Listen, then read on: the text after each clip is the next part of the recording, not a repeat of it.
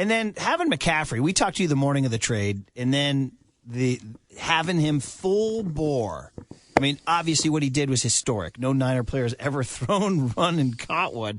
But for you, I mean, I know you're involved in the game plan and you're looking at the clock and you're thinking about down and distance and all that. But was there ever a moment where you fully had that McCaffrey moment where man, damn, I'm really enjoying this? Yeah. Did you have that?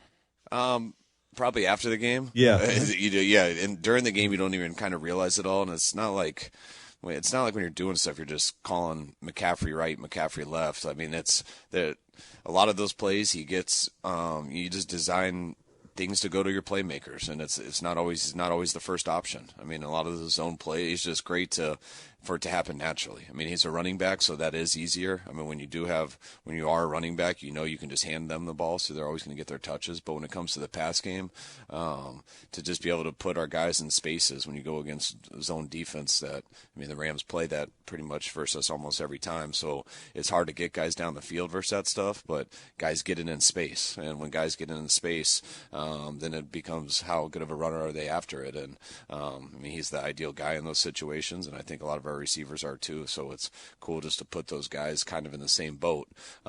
They're all different positions, but you can use them kind of all the same way, and that's just because of the skill set that our guys have. And I know it was talked about a little bit yesterday, but Jimmy, that one drive you guys had, the 11-play, 88-yard drive, Jimmy just seemed to check down a few more times than usual, and it was really working. Is that something you would encourage as this season goes on?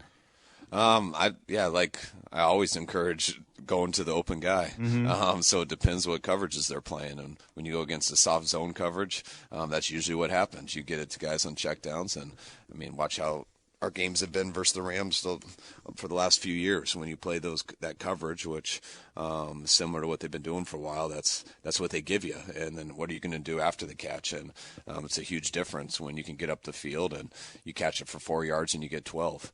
But if you catch it for 4 yards and you get 6, then everything's going to come down to third down. And that's what's been good, that our guys have made some plays after the catch. And we know how Debo's been, the best at that.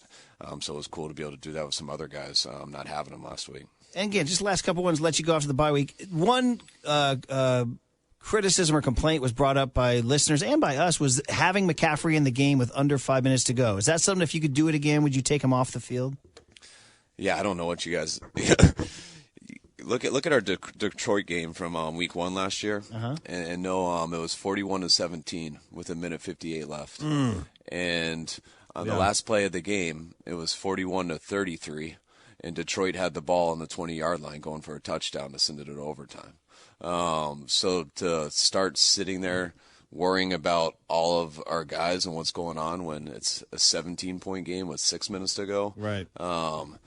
Is not a good omen. That's not what you do to the football god. You don't start worrying about the wrong stuff when there's plenty of time left in the game. All right, good stuff.